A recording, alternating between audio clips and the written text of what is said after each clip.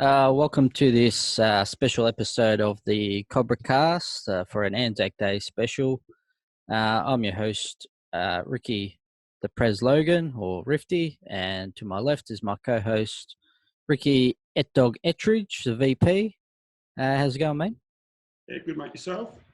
Yeah, not too bad. How'd you go with your dawn service out on the street today?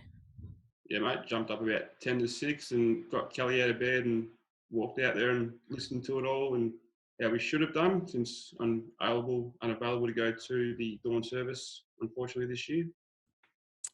But yeah, it is a little bit of a different feel to it having, not having a proper dawn service with, all the people there down at the memorial and stuff, isn't it? Sort of, it's got a bit of an eeriness to it, doesn't it? A bit different. Yeah, very much so. Normally, I go to dawn service every maybe 2 years. So to not even have that option this year and knowing that I was getting up to walk to the enemy driveway was very different. And even just the TV coverage this morning, normally you're watching the marches and all that, and it was literally just people talking about their time in the army, just very, very different. And also the fact that there'll be no Essendon to watch this afternoon, I would normally say is a bad thing, but we'll probably get beaten, so it's not the end of the world, I guess. Yeah, well, they're always a cracking game and always a good occasion. And I think the AFL does a great job. But one of the more disappointing things was we had plans of doing a bit of an Anzac Day round ourselves, which unfortunately we haven't been able to do. So instead, we've got a guest on that's actively serving in the military and was a former player of ours. And he just also happens to be my younger brother. And that's Corporal Daniel Logan. Welcome, mate. What's going on? Not a lot. Just, trying to make the most of our time stuck in isolation. How about yourself? Yeah, pretty much just, working hard on my course and trying to make the best of things. Not being able to leave base, things like that. Trying to keep up fitness. About it, really. Yep, no worries. So before we start getting into your army career, let's talk about your football career and your time at Sandown. And so how long did you play football for, and where?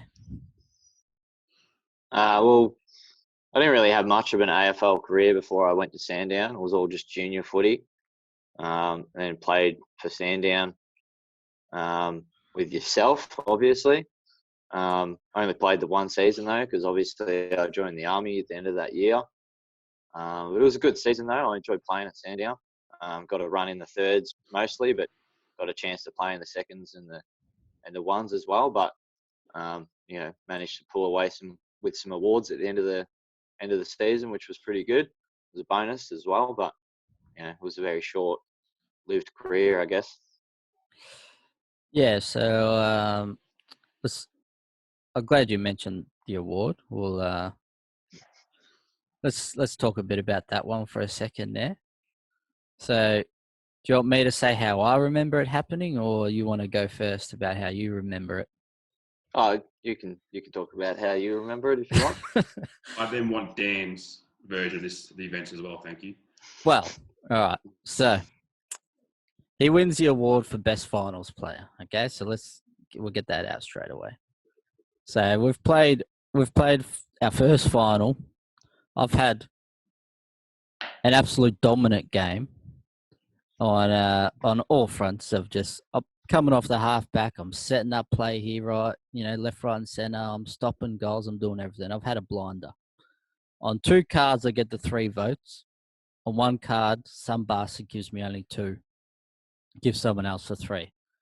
This mongrel, he gets, a 1 vote on 1 card, maybe a 1 on another card. Gets a couple little measly votes, so he gets, he finishes on about 4 votes for the game. I've got 8. Well, I should add the 9. The next game, I was spent from the first one. I've got cleaned up, so I'm cool. Second game, I can barely run. So I don't put in my best performance, and, it's fair to say we got pretty outclassed in that next game. But this guy, he has another sort of consistent sort of performance. So he gets a couple more votes. So it comes vote count night. And after they've read out the votes for the first game, I'm sitting on 8 votes. The next closest is, 4 votes, whatever. The boys are all pushing me. You got it in the bag. It's yours. You've won it. Don't worry about it. And so then they read out the next votes, and they've read the votes, and because everyone's cheering me on, you've won it, and Big Russian, he's pushing me up the front, and they read out my name. They go, and the winner on 9 votes is Ricky Logan. So I go up there, I get the trophy, and I look at it, I go, it says Daniel. And they look at the votes, and he goes, "Oi, you're holding my bloody trophy. Give it here." So he pipped me at the line. He got 1 vote on the last card of the day and put him to 9 votes for the total, and pipped me by 1 vote, the bastard. Well, all I can say is, consistency is key. How do you remember them 2 matches, Dan? Similar to him or a little bit different? I remember he had a pretty good first game. I remember that much. I remember he dominated. Yeah, that definitely wasn't an exaggeration. See, there we go. But it's about time at the end of the qualified day, that. yeah. Well, at the end of the day, I still, I think I had pretty consistent in both games. We beat Doveton in the first game, and then we lost against, who was it? Fucking Mount Waverley. Mount Waverley. Yeah, we got dominated by Mount Waverley in the second game, but still played pretty consistently. So I think that's what it was all about at the end, was consistent finals player. So Yeah. All right. So what was the standout moment, highlight of your time at Sandown for yourself?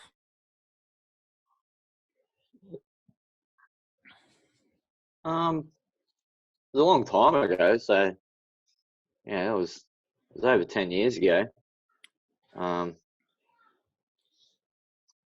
I can't really remember too many sort of standout moments. I'm going to guess by pipping your brother for best finals player.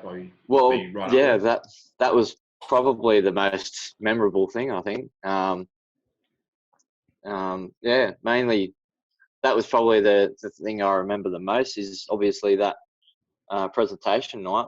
But in terms of playing games, like I remember Andrew Miller, he just dominated pretty much every game. So it was it was a shame he didn't play the entire season to be able to get best and fairest. But I'm pretty sure he was pretty close up there with best and fairest anyway, even though he only played like probably half the season. But in terms of memorable moments in games itself, I remember getting pinged for punching someone in a game or something. I think.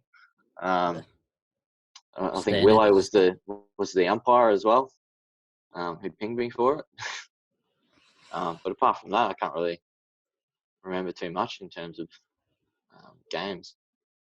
Oh, well, so you mentioned a couple things there. Willow, who was a long-time friend of our old man's, and he's sort of the reason we both ended up down at the club.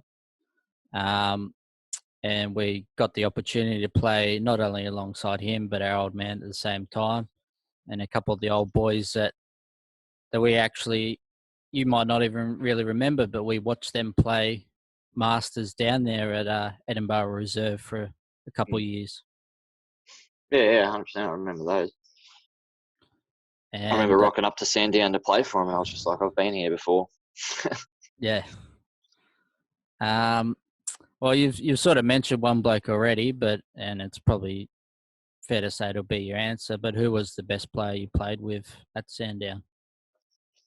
I'd have to say it was probably Andrew Miller. But in terms of, he didn't really play that much that season when I played. Matthew Jolly is definitely up there.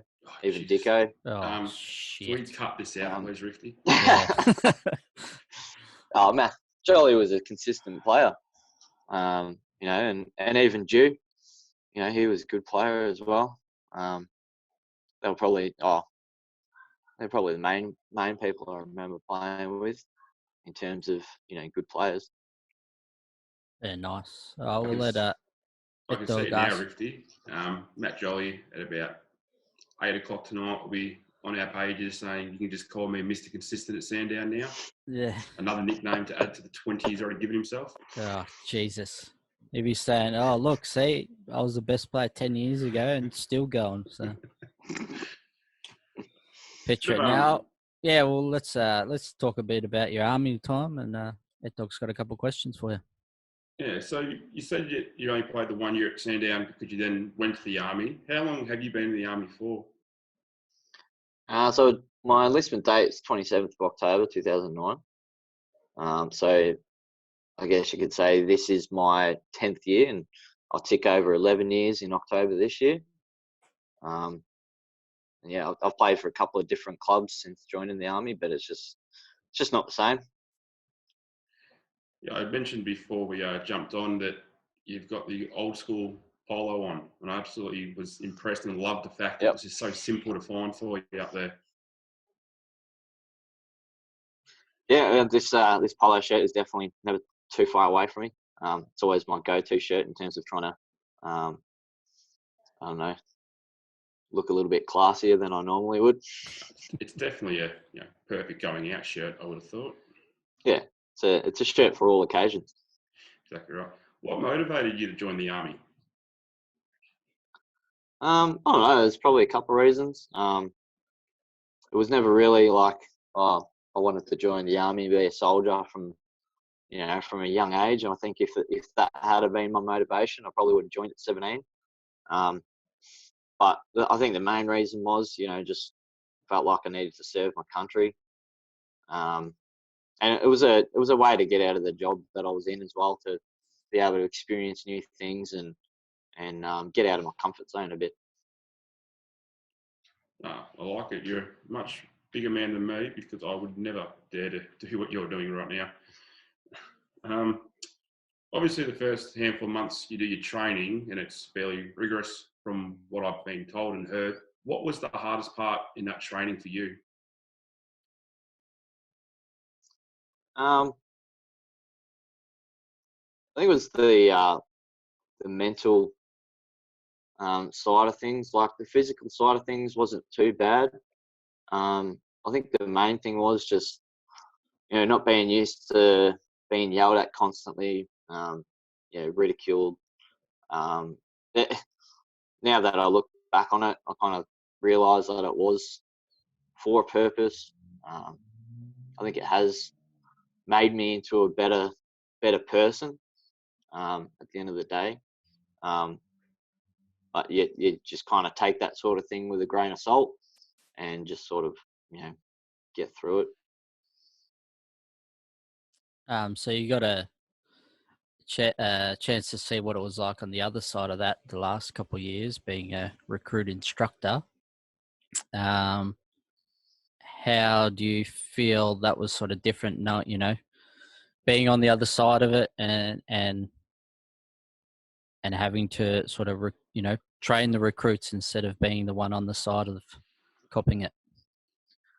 Yeah, it was definitely a different experience. And it's an experience that I'd probably hold dear for a long time. Being able to train the next generation of Australian soldiers. But the main thing that I wanted to really go into that job with was I didn't want to be that recruit instructor that just, treated it as this is how I was treated, so that's how I'm going to treat, new recruits. Because at the end of the day, they've volunteered just like I did to, serve our country, and they're there for a reason. They're not there to, be put down, or they're there for a job, and at the end of the day, the new generation of people, they don't have the resilience, I guess, as what people earlier would. So being treated like that is definitely not going to have the same results as what it would have back in the day. So I always had the mentality of, treat the recruits like how I would have liked to have been treated.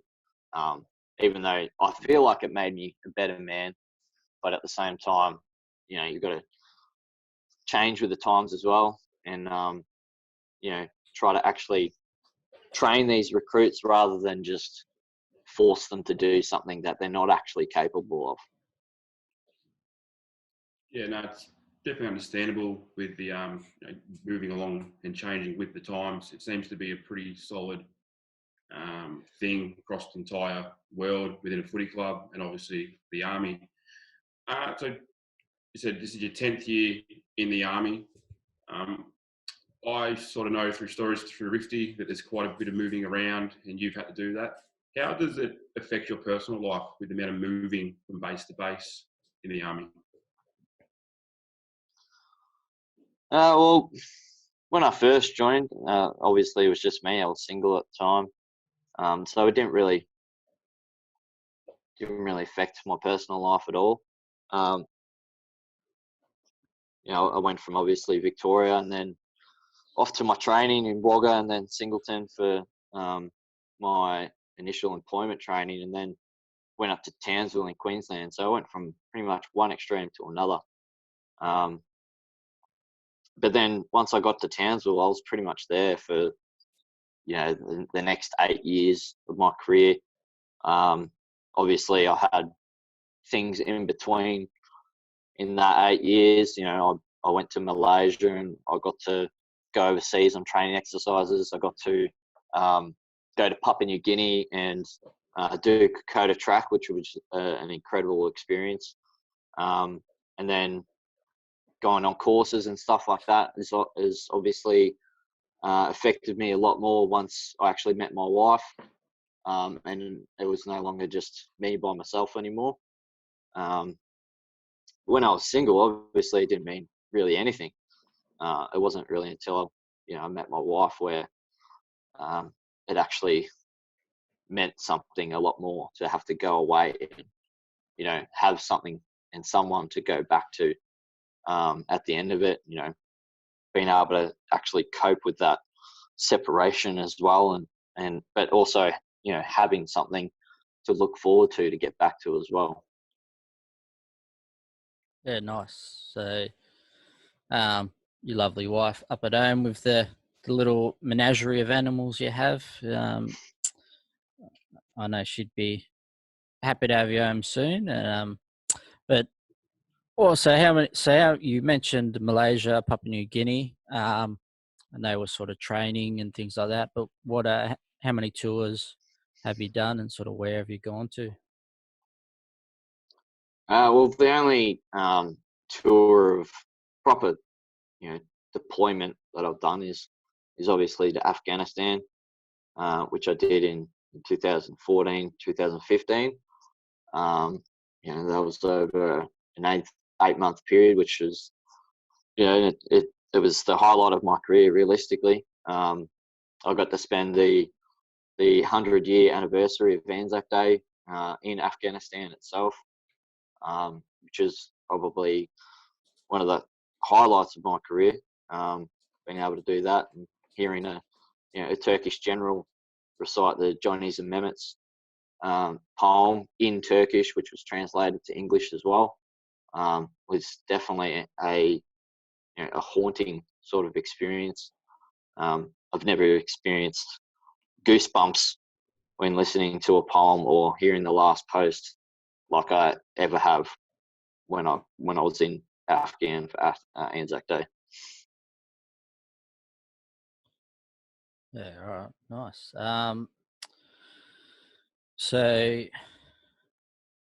you've sort of said, the highlight of your time in the Army was over in Afghanistan, during that 100-year anniversary, which is, would have been something pretty special to be a part of.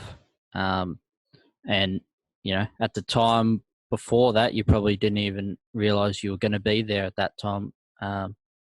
Because, with the Army, you go on, one day you're going, the next day you're not. And it's, so yeah, getting to experience that would have been something pretty special. But let's talk about sort of your thoughts on Anzac Day before joining the army and how it changed since serving. Well, before I joined the army, I didn't really. I obviously knew what Anzac Day meant, and um, obviously the seriousness behind it, but it never really hit home or really meant anything to me until I actually joined the army and had to experience an Anzac Day from the other side, not just as a civilian, but as a serving member. Once you're a serving member, it just has that extra meaning to it. Just experiencing an Anzac Day with my mates that are also serving as well, just makes it mean that so much more. Being able to talk to each other about shared experiences and even experiences away from each other as well, stuff that we've probably never even heard of or even really talked about, because those sorts of things aren't really spoken about very easily. So once I joined the army, those things just meant a hell of a lot more to me. Yeah, right. And we had family served, and you have our great grandfather's medals that you wear Yep. proudly on Anzac Day, or do you wear them all the time when you're in your full get up? I don't know what's it called. Uniform. So I can only wear those medals on my suit on Anzac Day. Yep. I can't actually wear those medals on my uniform. My uniform's reserved for my own medals. I can't actually wear great grandfather's medals. Yep. And so, do you know? Because you obviously know a bit more about them than I do, but do you know what our great grandfather's medals were for and what they represent? For the most part, they're all for the same thing. Realistically, there's only 3 medals, but they're all for World War One. They're the same common medals that anyone that served in World War One receives, and they all say 1914 to 1918 on them. So yeah, there's just 3 medals for pretty much just the 3 campaigns, essentially, for World War One. Yep. And so what about you at Dog? Have you had any family members that have served in the military? Not too many. The real only one from my family that served in the army was back in World War One, actually, and he was from the reports that we've been told from my family history. He was only, I think, 16 or 17. On his burial plaque, it says 19, but obviously that wasn't true. And he was actually one of the first ones off the ship at Gallipoli on Anzac Day. So he's buried at Lone Pine in Gallipoli at Turkey. So that's probably the only real family member or someone in my family that we know about that has served in the army. Yeah, so it's I think all across Australia there've been many people that have stories of their great grandparents or grandparents that have served in the military, and unfortunately many did lose their lives. Obviously, this year, Anzac Day, we mentioned earlier, is very, very different to other past ones. What is the build up to Anzac Day like normally when you're in the army?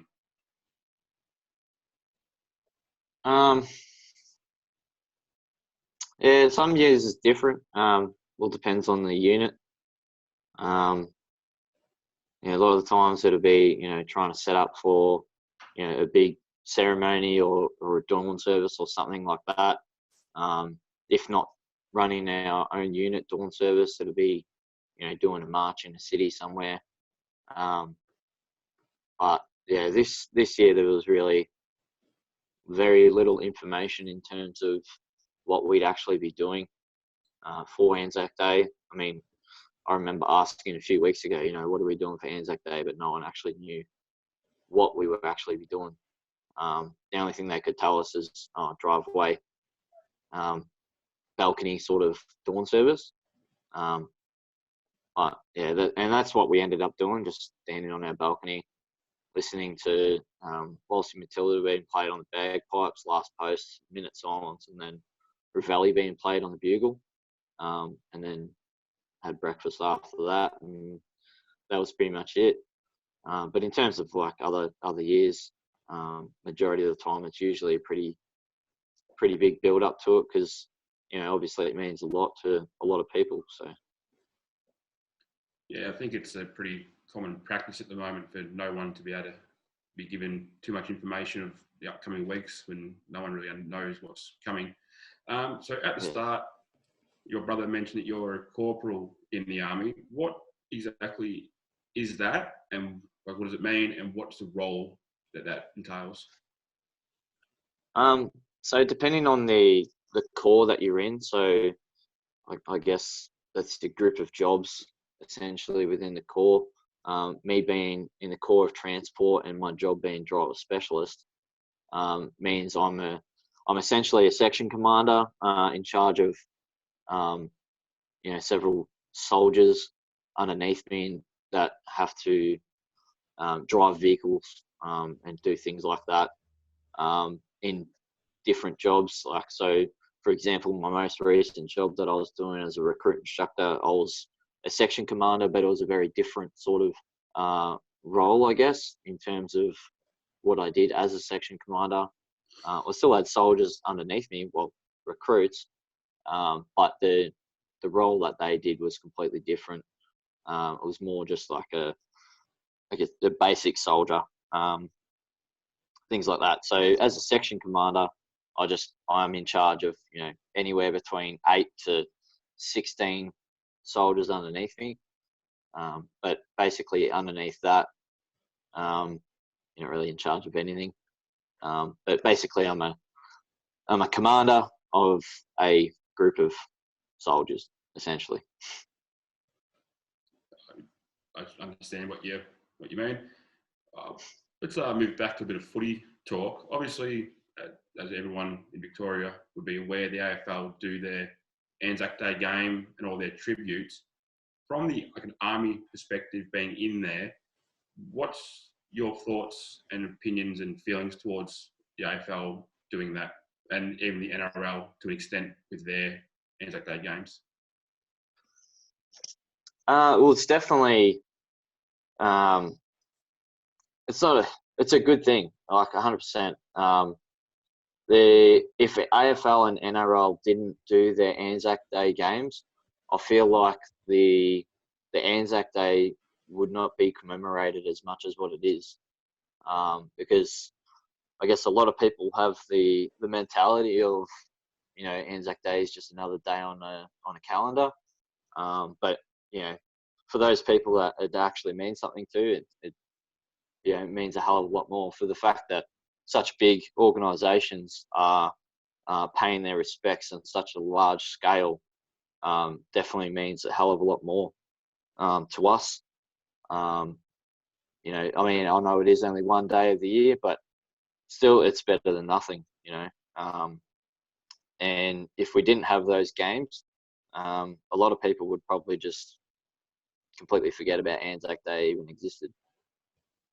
Yeah, I definitely agree that the AFL and NRL doing their games definitely makes it a lot bigger occasion and more media mainstream.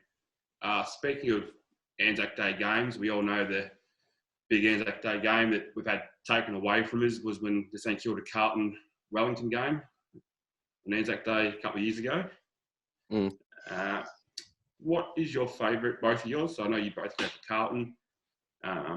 Your favourite, I know, and again, Essendon, Collingwood are your two most hated teams. But do you have a certain moment or game on Anzac Day that you enjoy or just love rewatching?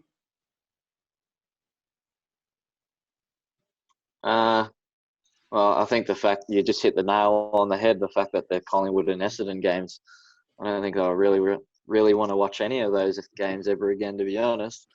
But yeah, I just don't. At the end of the day, I think if it was any other team apart from Carlton and sorry, say it again, Collingwood and Essendon, I don't think the game would have the same impact. I know they've tried to bring in different games a couple of years ago where they had other teams playing on the Anzac Day, but I feel like just playing games on Anzac Day because it's Anzac Day is just a little bit too much, and they need to keep with tradition and just keep Collingwood and Essendon playing on Anzac Day, and that's it. God, I really do love that answer. Yeah, I think as much as I am a diehard Carlton supporter, I think, like you said, the Collingwood Essendon rivalry and the work those two clubs did to promote the Anzac Day, initiative that they put together, and Kevin Sheedy being a big part behind that, and Mick Malthouse with his time at Collingwood were very big proponents behind the whole Anzac Day clash. That Zaharakis late goal is probably one of the standouts moments I remember, but also actually getting to play in an Anzac Day game myself against, we had an Anzac Day clash a couple of years ago against Karen Patterson Lakes, and being a part of a game like that where we got to, where we did the lineup, had the reading of the poem and the bugle play and stuff, and it's nothing like the 22 players that get to line up for Essendon get to experience, but having a little bit of a feeling of what those guys get to experience, and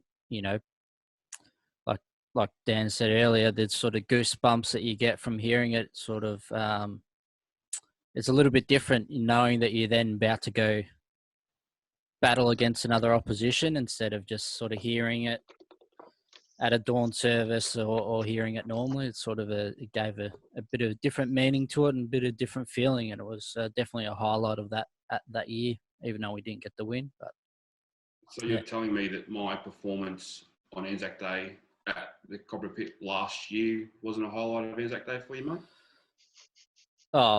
Obviously, any performance of Vet Dogs, that just goes without saying. But I think the first time I got to experience playing at Anzac Day Clash and CPL, I'll shout out to them because they did a great job of getting that together with the local RSL and stuff, and it was something we were going to try and do ourselves this year. But that was definitely a highlight.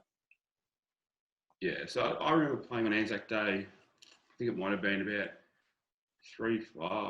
4 years ago. On actual Anzac Day, we played against Black Rock, and even just the lining up, the minutes. I didn't have any of the bugle or anything like that. Just the lining up, the minute silence was enough to sort of get you, understanding what you're playing on that day for. And as you said, nothing like the feeling them 22 players from Essendon and Collingwood would get at the G. But yeah, it was something special that day to be able to do that. So what about, you are the Essendon man, so what's been the Anzac Day highlight for you? Obviously not too many in the last couple of years with our record on Anzac Day, but probably my first Anzac Day game I actually went to. It was only probably maybe 6 years ago. I finally managed to actually go to a game and stand there for the pre-game and minute silence and the national anthem and everything that goes on was just spine tingling, and it was something that I walked away telling people that you don't go for Essendon or Collingwood, doesn't matter. You've still got to experience this sporting event in Australia. It was something just completely different.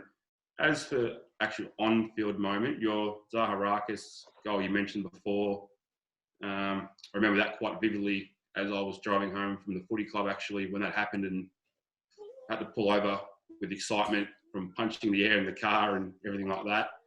And then probably one of the games I was there for was Tipper Woody's tackle, I think 2 years ago, when he chased down Hoskin Elliott in the fourth quarter. I was right behind that, and that's just being there, and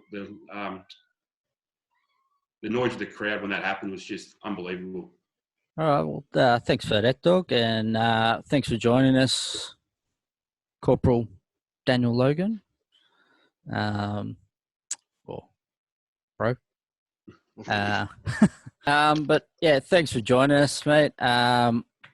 We appreciate you taking the time on especially on Anzac Day to talk to us, and I'm sure everyone watching will appreciate a bit of an insight into what it is like for a current serving soldier on an Anzac Day, and being that it is a bit of a different one this year.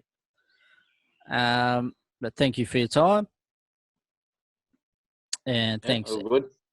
Thank you, Ed Dog, for co-hosting. Yeah, no worries, mate. Just want to give a big shout out to the Cobras like Dan and past players and even current players who may have served in the Defence Force, or past players that have served or are currently serving the Defence Force. Just want to say a big thank you to you for looking after our country. We do definitely appreciate it. And for any Cobras that have served in the Army, first 2 beers on the club when you come down to watch a game. Yeah, definitely. And I'll just follow that up with, we do appreciate all our serving members, and whether you've been a Cobra or not. We thank all Australian soldiers and New Zealand soldiers for serving our country and defending it. Active or not, we thank you all. But we also like to mention to anyone who is struggling through at the moment, we are in some tough times, and there's going to be people struggling. So we just want to mention to, check up on your mates, and if you do need help, there's services out there. So beyondblue.org.au is a great website to get resources and services for help. But if you need somebody to talk to straight away, there is Lifeline 13 11 11. They're also there to help. But let's just all check in on each other, look after your mates, and we'll see you next time. And remember that nothing is better than playing at home. Thanks.